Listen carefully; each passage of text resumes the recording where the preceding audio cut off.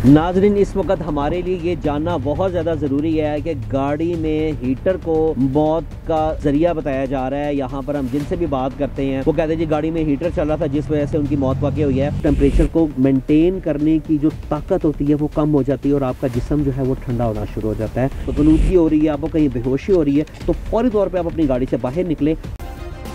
Subscribe करें और bell दबाएं ताकि कोई खबर रह न जाए। नाजरीन, इस वक्त हमारे लिए ये जानना बहुत ज़्यादा ज़रूरी है कि गाड़ी में हीटर को मौत का ज़रिया बताया जा रहा है। यहाँ पर हम जिनसे भी बात करते हैं वो कहते हैं जी गाड़ी में हीटर चल रहा था जिस वजह से उनकी मौत वाक़ई हुई है। दरअसल ऐसा नहीं है।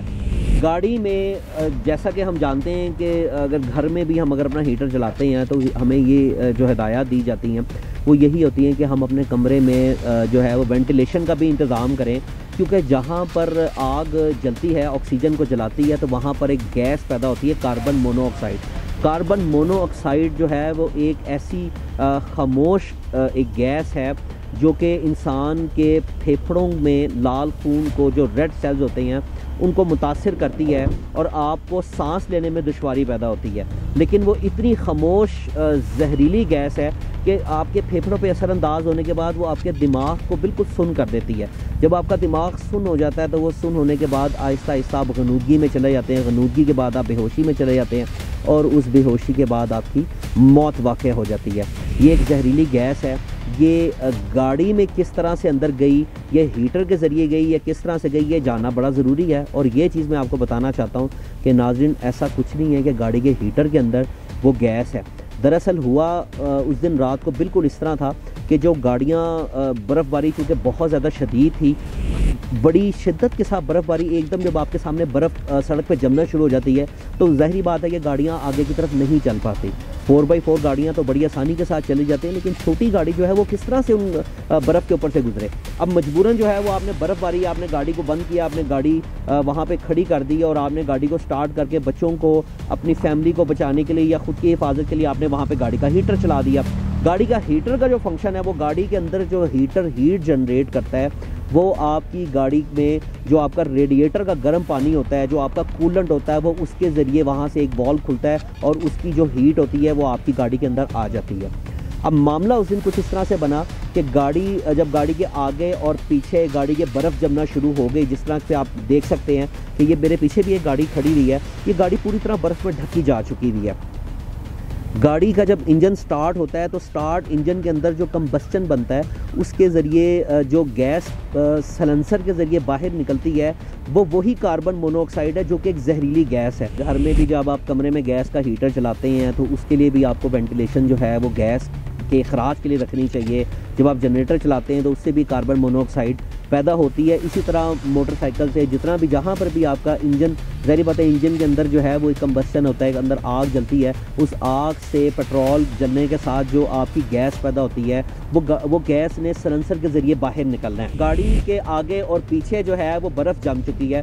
बर्फ़ जमने की वजह से गाड़ी के सलेंसर में से कार्बन मोनोऑक्साइड का जो अखराज था वो हवा में ना जा सका और वो गाड़ी के नीचे वाले हिस्से के अंदर ही फैलती गई है कार्बन मोनोऑक्साइड। और जैसा कि आप जानते हैं हीटर जब आप जलाते हैं तो उसकी जो एयर इनटेक है वो आप आउटर से करते हैं, यानी कि वो बाहर से एयर इनटेक कर रही है। अब गाड़ी में वही कार्बन मोनोऑक्साइड अंदर की साइड पे आना शुरू हो गई है और वही जो है वो हम सांस ले रहे हैं और जैसे जैसे हम लोग वो सांस लेते जा रहे हैं हमारे सांस में ऑक्सीजन की कमी होती जा रही है और कार्बन मोनोऑक्साइड पैदा होती जा रही है। कार्बन मोनोऑक्साइड अंदर जाने की वजह से पहले आपका जो दिमाग है वो उसके ऊपर सबसे ज़्यादा इफेक्ट करती है। आप पहले जो है अनकॉन्शियस हो जाते हैं, उसके बाद अनकॉन्शियस होने के बाद फिर आप बेहोशी में चले जाते हैं और ये एक इतना स्पीडी अमल होता है, इतनी स्पीड के साथ ये काम चल रहा होता है कि आपको खुद नहीं समझ आती कि आपके साथ क्या वाक़या पेश आ रहा है। आपको इस तरह से फील होता है कि जैसे आप नींद में हैं, जैसे आपको नींद आ रही है या जिस तरह से आपको सुकून आ रहा है, तो आप अपने आप को उस चीज़ से बचा नहीं पाते।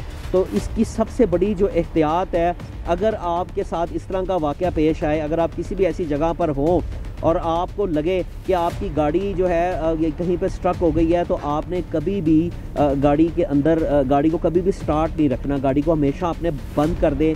गाड़ी के शीशे जो हैं अगर आपने बंद किए में तो गाड़ी के शीशे को थोड़ा थोड़ा खोल दें आप। क्यों कि इससे आप यानी कि जिस तरह ये आपके सामने है सारे का सारा वाक़या कि किस तरीके के साथ जो है वो गाड़ी के अंदर वो गैस गई है गैस जाने की वजह से जो है वो लोगों की जो है वो 22 कीमती जानों का ज़िया हुआ है। हम इस चीज़ से अपने आप को महफूज रख सकते हैं।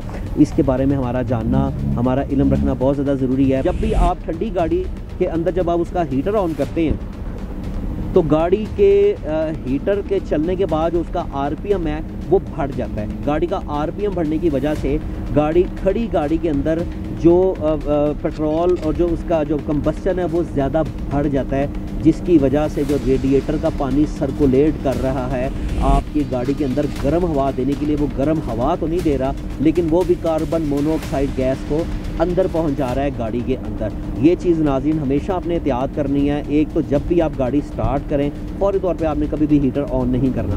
दूसरा, जब भी अगर आपने हीटर ऑन किया हुआ है और आपको ये नज़र आ रहा है कि यहाँ पर जो इसके जो सलेंसर है उसके पीछे कोई भी रुकावट आ रही है, कार्बन मोनोऑक्साइड इखराज उस सलेंसर के अंदर से जो उसका धुआं निकल रहा है जो कि एक नज़र ना आने वाला धुआं है, जिसकी ना खुशबू है ना जायका है ना जिसकी समझ आती है, जो कि नज़र भी नहीं आता, अगर उसका इखराज के लिए पीछे जगह नहीं बचती तो आपने गाड़ी को फ़ौरन बंद कर देना है। गाड़ी के अंदर आप बिल्कुल बैठें, एहतियात करें, गाड़ी के शीशों को बेशक थोड़ा थोड़ा खोल के रखें ताकि गाड़ी के अंदर ऑक्सीजन जो है वो बाहर हवा से अंदर शामिल होती रहे और आपकी जो सेहत है उसके ऊपर किसी किस्म का फ़र्क ना पड़े।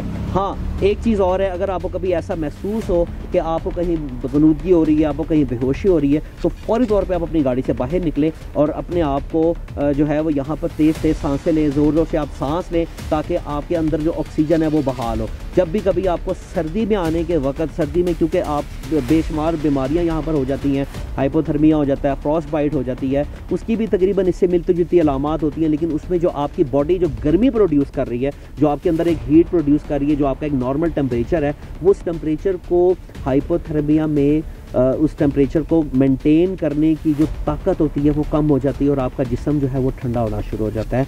उसके साथ भी आपकी मौत वाक़या हो सकती है। इसके साथ नाज़रीन अपने होस्ट को इजाज़त दें। उम्मीद है आपको हमारा आज का शो पसंद आया होगा। अगर आपको मेरा शो पसंद आया, नीचे कमेंट्स में जाके अपनी राय का इजहार करें। अपने होस्ट को इजाज़त दें। अल्लाह निगहबान।